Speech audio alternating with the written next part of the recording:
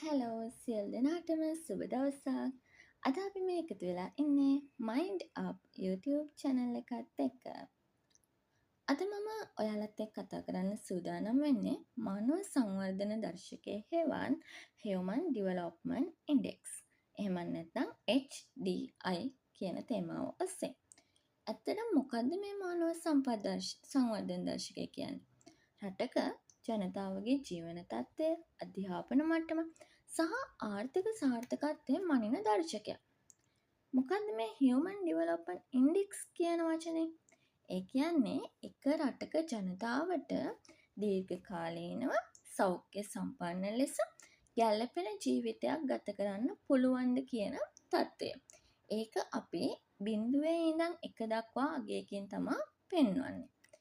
එතකොට මේකේ ප්‍රධාන වශයෙන් කොටස් තුනක් තියෙනවා. එකක් තමයි සෞඛ්‍ය. අනිත් එක අධ්‍යාපන මට්ටම. අනිත් එක ජීවන මට්ටම. සෞඛ්‍ය කියලා කියන්නේ පුද්ගලයෙකු සාමාන්‍යයෙන් ජීවත් විය හැකි වසර ගණන. අධ්‍යාපන මට්ටම කියලා කියන්නේ සාමාන්‍යයෙන් වැඩිහිටියන්ගේ අධ්‍යාපන වර්ෂ ප්‍රමාණය. එහෙමත් නැත්නම් තවත් ඒකට කරුණක් ඇතුළත් වෙනවා. ළමයින් පාසල් අධ්‍යාපනය තුළින් අපේක්ෂා කරන වසර ගණන.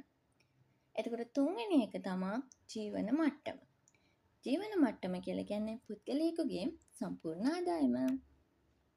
හරි. ඔයගොල්ලෝ දන්නවද මානව සංවර්ධන දර්ශකයේ පරාසය? අපි මේකේ පරාස 4ක් තියෙනවා.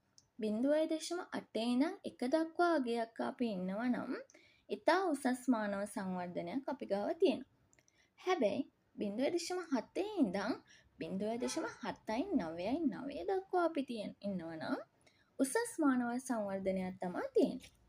තව දෙයක් දන්නවද?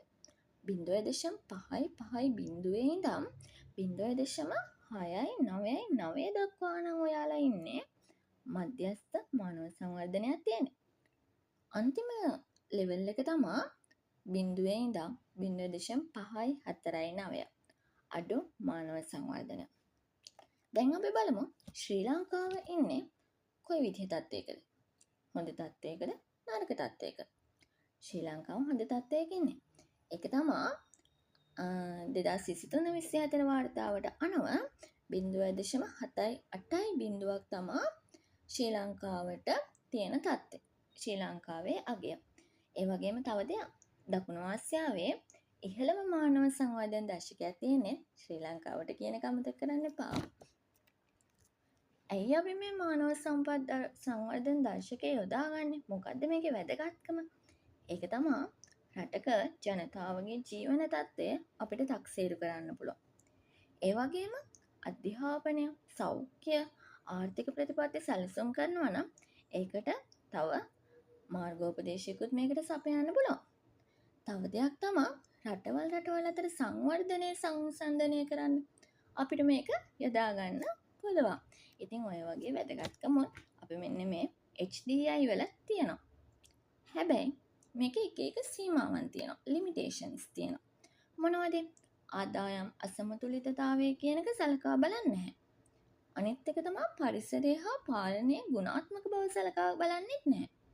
තව දෙයක් සංස්කෘතිය, සමාජය කියන මෙන්න මේ තත්ත්වයන් පිළිබඳව සලකා බලන්නේ නැහැ.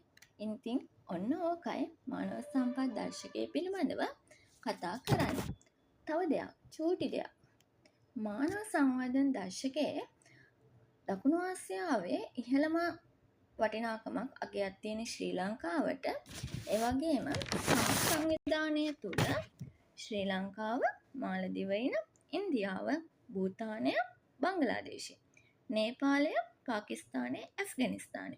ඔන්න ඔය රටවල් 8 අනුපිළිවෙලට ගත්තොත් වැඩි අගයේ ඉඳන් අඩු අගයට තියෙන්නේ ඔන්න ඔය විදිහට.